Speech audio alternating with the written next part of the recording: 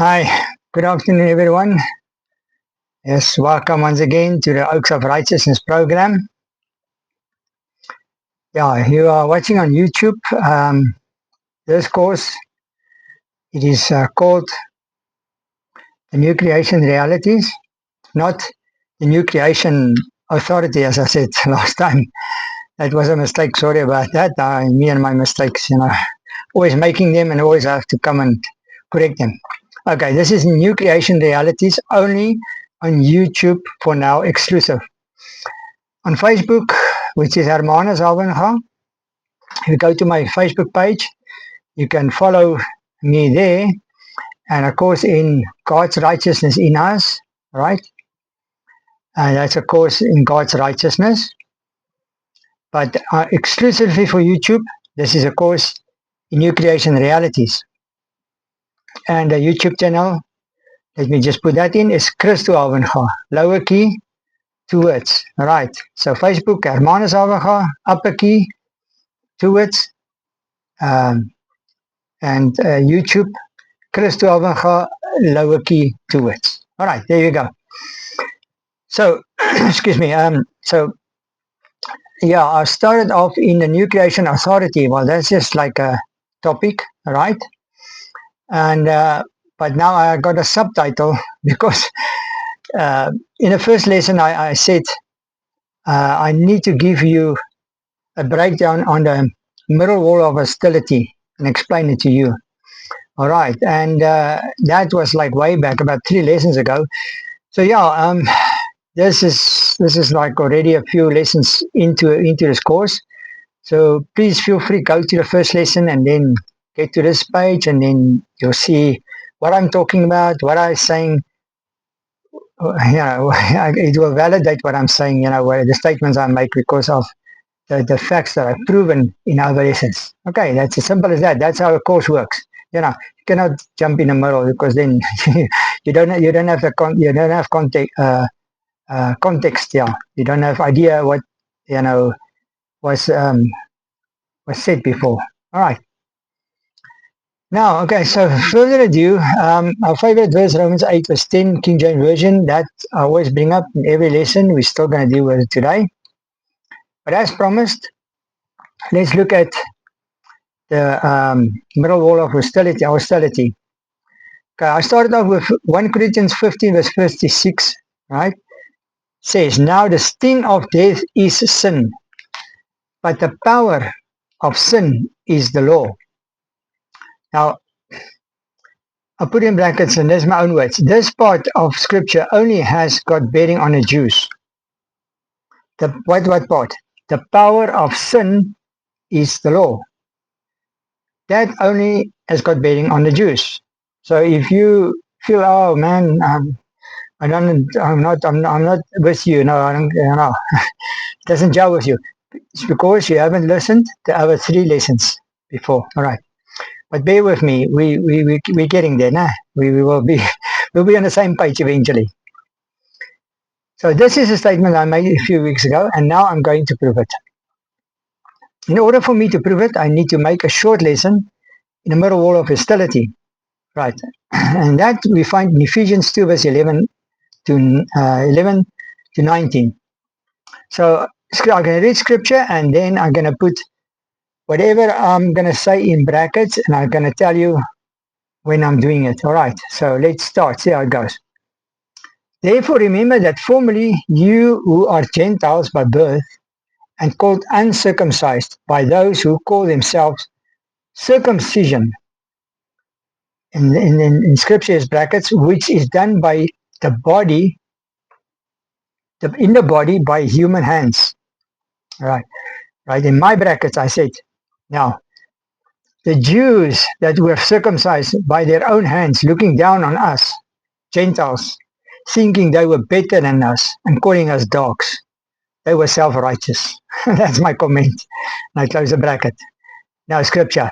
Remember that at that time you, and then I said in bracket, us Gentiles, were separate from Christ, excluded from citizenship in Israel, and foreigners to the covenants of the promise, without hope and without God in a world. So we were nowhere in equation so as to be called children of God anywhere here. All right. We were outside of the covenant with the Father. Right, all the curses and the law, it's not reflecting on us. It's only reflecting on the Jews, and all the promises as well. Oh well, that's a sad one, but we were included in the end, and that's a good news. We're getting to it. All right. Okay, we were Gentiles being called heathens by the dogs and the Jews. All right, we were just way out there, Gentiles, dogs, according to the Jews. We were nothing in their eyes. All right, low, yeah, low on the ground. But now in Christ, Scripture continuing, in Christ Jesus, you who once were far away have been brought near by the blood of Christ. Right. Now that's referring to us as Gentiles. Paul is writing to us now. For he himself is our peace. Right? God himself is our peace, who has made the two groups, which is what?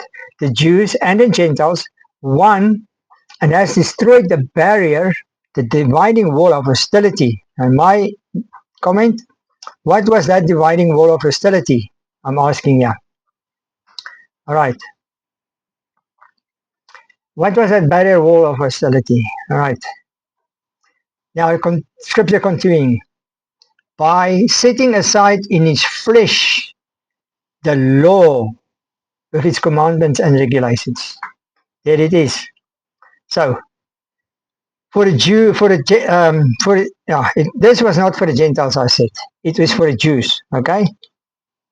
Because it says, setting aside in his flesh the law with its commandments and regulations. The Jews were under the law, not the Gentiles. We weren't anywhere included into the law, into the citizenship, into anything. We were outsiders, right? So now, what's the dividing wall of hostility? The law. And who was it? Who is it referring to? Okay. First, I'm gonna say we Gentiles were never under law. We were excluded, but we were far off, and Jesus, drew us near. Okay. How? By the blood, by his blood, by the blood of Christ, we were drawn near. Then Scripture continues. His, and I say Christ's purpose was to create in himself one new humanity out of the two, the Jew and the Gentile. That was his aim and goal. That's what Jesus wanted to do. And then Scripture carries on, thus making peace, and in one body to reconcile both of them. That is now the Jews and the Gentiles. To God through the cross, which he put to death. There, and I put in brackets, respective hostility. Okay, so for a Jew, it was the law. That was their hostility. And for a Gentile, it was their old sinful nature. In other words, Jesus had to fulfill the law in order to set them, the Jews, free from out under the law. Right. He had to deliver them, set them free from the law. On the other hand, we needed to be born again. All right. But as much as the Jews also had to be born again. All right. So, but the respective hostility for the Jews was a law. And for us Gentiles, it was a sinful nature. That's our respective hospitality.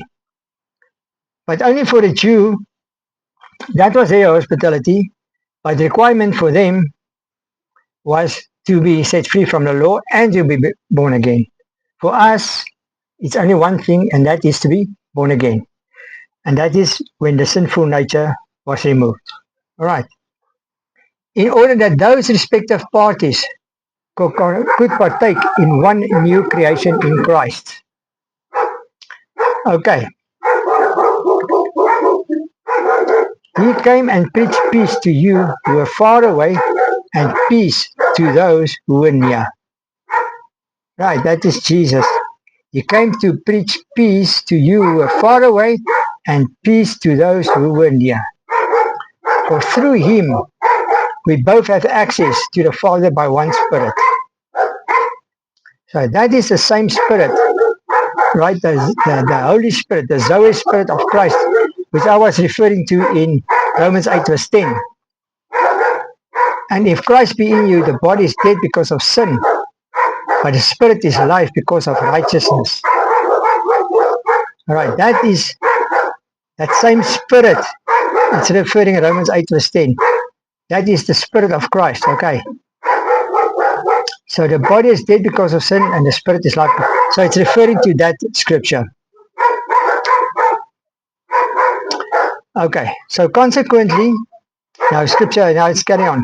Consequently, you are no longer foreigners and strangers, but fellow citizens with God's people and also members of his household.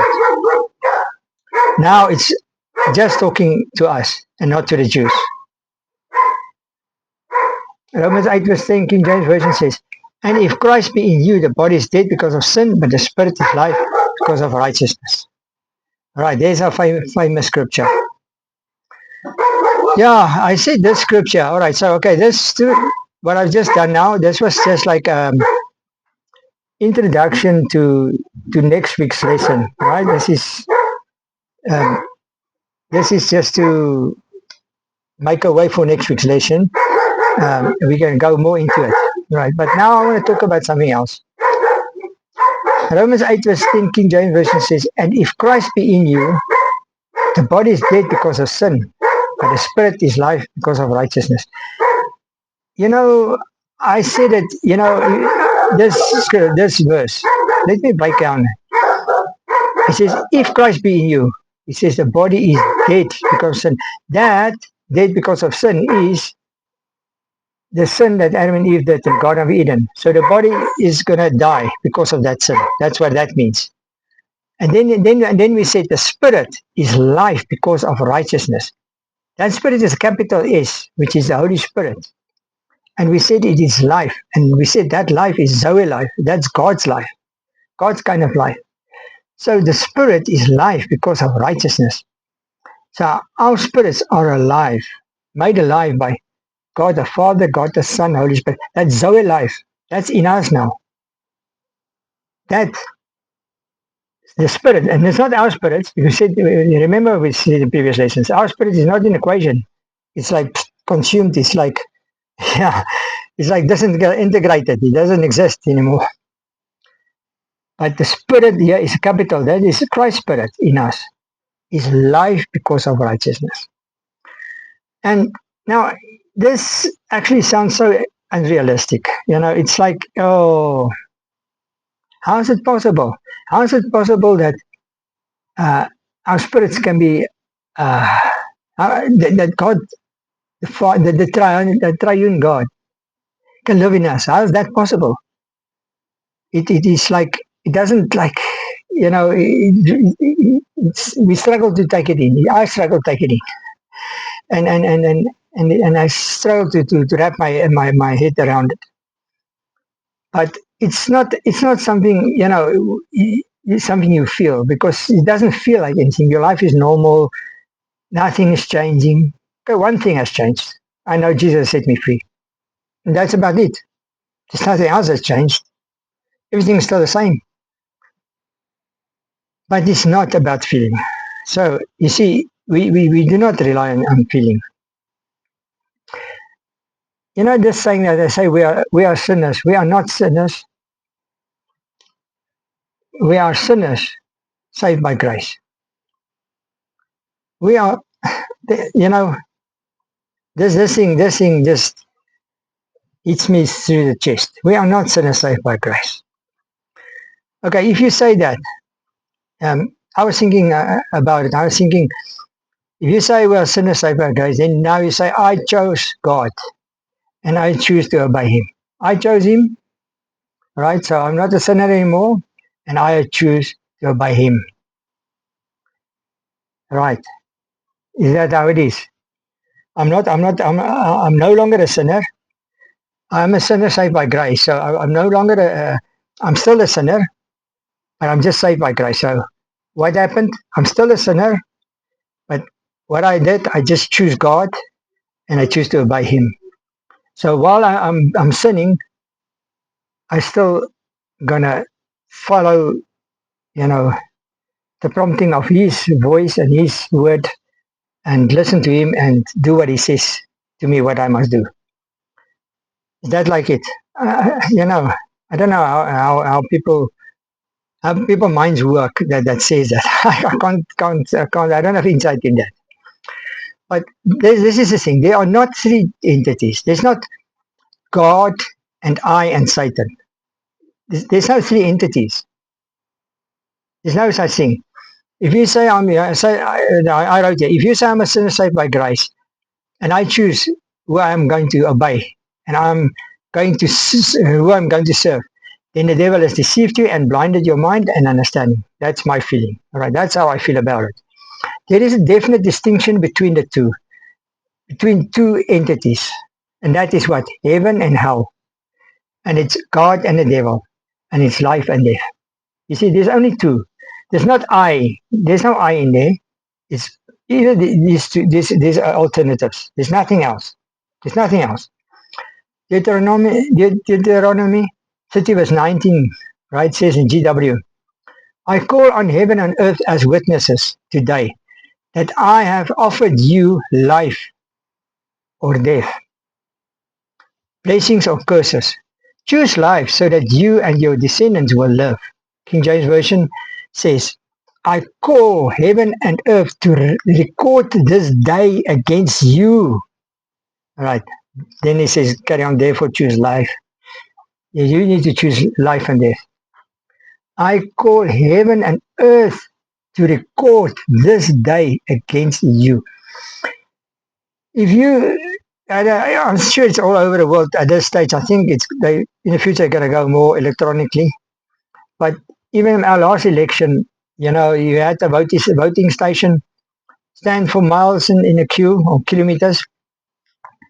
Then when you get inside, they give you your paper, ballot paper, and then you have to like choose now. All right, so you get your ballot paper, and then you got two options now: life or death. Now you have to make your mark against that, whichever party you want to vote for. Right. If you didn't make any mark, you just fold up your paper and threw it in a ballot box. That thing has been spoiled. It's been redundant. It's not going to count. Right. Same here. If you don't make a specific mark, why I say specific mark? You have to. It's that your choice is going to be marked. Right. It's like you cast your voting. If you say, it says, I lay before you life and death, right? I call heaven and earth to record this day against you. So now is the day of salvation, the Bible says. Now you have to choose life or death. Right, there's two options, life or death. And you have to commit to one. You have to make a cross at one. Says, okay, yeah, I choose this one. Fold it up, throw it in a ballot box, and there you go. You have committed. You have surrendered. You have fully. You're in fully boots. Boots and all. You're in there. That's how it is, right? And it says heaven and earth records that now, because it says I call heaven and earth to record this day, and then it says against you. If you didn't make a cross, that thing is going to count against you, because you didn't vote. All right.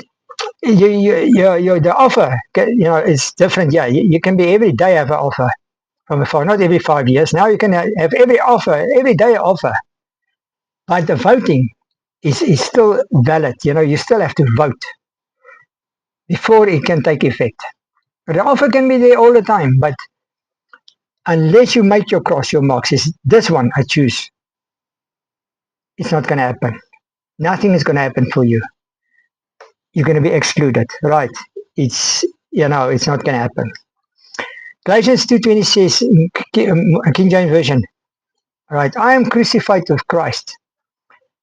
Nevertheless I live, yet not I, but Christ liveth in me. And the life which I now live, in the flesh. I live by the faith of the Son of God, who loved me and gave himself for me. All right. Now, I am crucified. You see, I said the I must die. But you see, here the I, you still have your personality. If you take this Romans 8 verse 10, it says, the body is dead because sin, but the spirit is life because of righteousness. Right. You still have your personality, you know. The spirit is Christ. It's Christ's spirit. Uh, he says, okay, I'm crucified with Christ. Nevertheless, I live. Not I, but Christ liveth in me. Right. All right. Remember, it says Christ liveth in me. This it says the spirit is life. The spirit is Christ. So the Holy Father and Son, Holy Spirit lives in you, and the Spirit is Christ. That is Christ, referring to Christ. Now, that just says to me, now Christ lives in you. So, but Christ lives in me, and you live in Christ. So that the Spirit is life. So you live in Christ. That says to me, you live in Christ. And the life which I now live, here it comes, which there's I again, now live in the flesh, right? Again, I live by the faith of the Son of God. There you go. So you live by Christ's faith, not even your own faith, it's Christ's faith. So he says, nevertheless I live, yet not I, but Christ lives in me. So in other words, I live, but no, not really, not I, but Christ lives in you. So you see, the I has been surrendered here. You know, it's like also fading away. It's like, that's why it says you have to die to yourself. I will get to a scripture now. But Christ liveth in me, right? It's Christ that lives. It's not I live. Christ lives in me. You get it? Not I, but Christ lives in me. And you live how? By his faith. So you live by the faith of the Son of God. So you live by his faith, and Christ lives in you. That's it. Scripture clearly, yeah, here it is, black and white. So this is it. I mean, so we just have to accept these facts. You know, we don't have to think, we don't have to question it or anything. We just have to accept it. Not even necessary to believe it. You just need to accept it because it's like that. That is what happened. It's exactly what happened when you got born again. And we need to meditate on this, and so that it can become more real to us. All right, that is just basically all what we need to do. Right, in order for us to, you know, that it can happen for us. All right, so then it says, Romans 6 verse 16 says, do you not know that if you yield yourselves to anyone as obedient slaves, you are slaves of the one whom you obey, either of sin, which leads to death, or of obedience, which leads to righteousness. Okay, so here I wrote, if the I is not dead, right, so if the I is still, as I said before, I choose if I chose God and I chose to obey him, and you know, and I chose not to obey the devil. You know, the devil is too strong. You cannot you cannot fight him. Forget it. You're living a losing battle, man, because you're coming from a wrong angle. You must come from a right angle.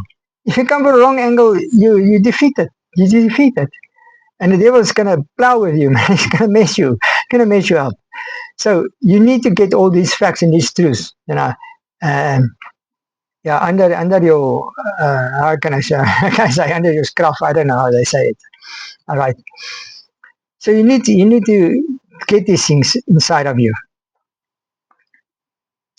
All right. He's too strong for you. So the I is not on the throne, but in submission. Right. So now the I is in submission to Christ. You still got your personality. I said, you know, it doesn't. The personality doesn't disappear. When the Holy Spirit came, God came in with his fullness and lived in you, and Christ came in, and His Spirit came in, He left you with your personality. It's not like uh, it's not like um, it's not like the computer was hacked, and it destroys. Yeah, no, it doesn't destroy all your files. You still got your personality. All right, you're not hacked by the Father. All right, but you submitted. You submitted, right? I think it's more or less like that remote assistance technology they have. My daughter's worked in IT, and yeah, and she comes on my computer and then she sees how she's busy doing the things on my computer, fixing things and so on.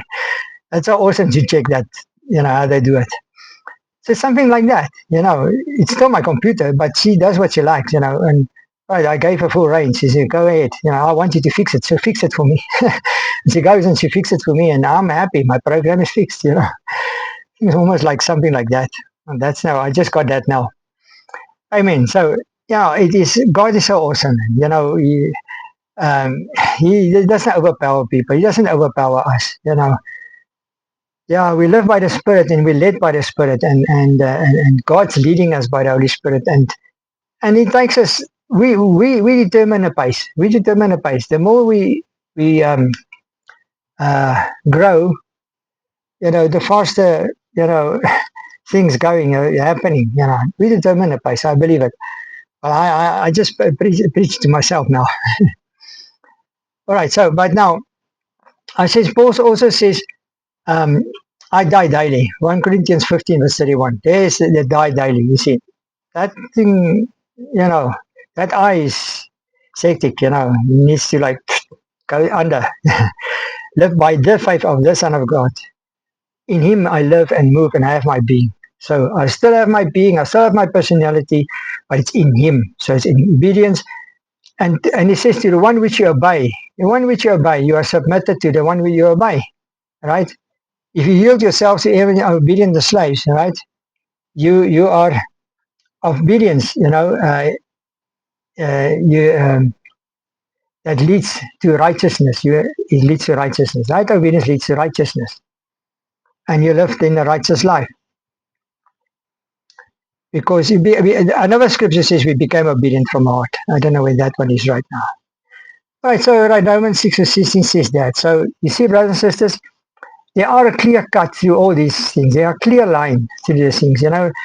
Jesus said to the young ruler, I think it's a young ruler, that rich man, and Lazarus was there. And when he saw Lazarus at the bosom of Abraham, he says, send Lazarus to get some water and dip his finger on the water and just put it on my tongue. He says, well, sorry, man, it's not going to happen. There's a big clash between us. There's a distance, and you cannot jump over. You cannot go forwards and backwards. There's a gush, and it cannot be crossed. It's like that. There's a clear cut. There's a clear cut.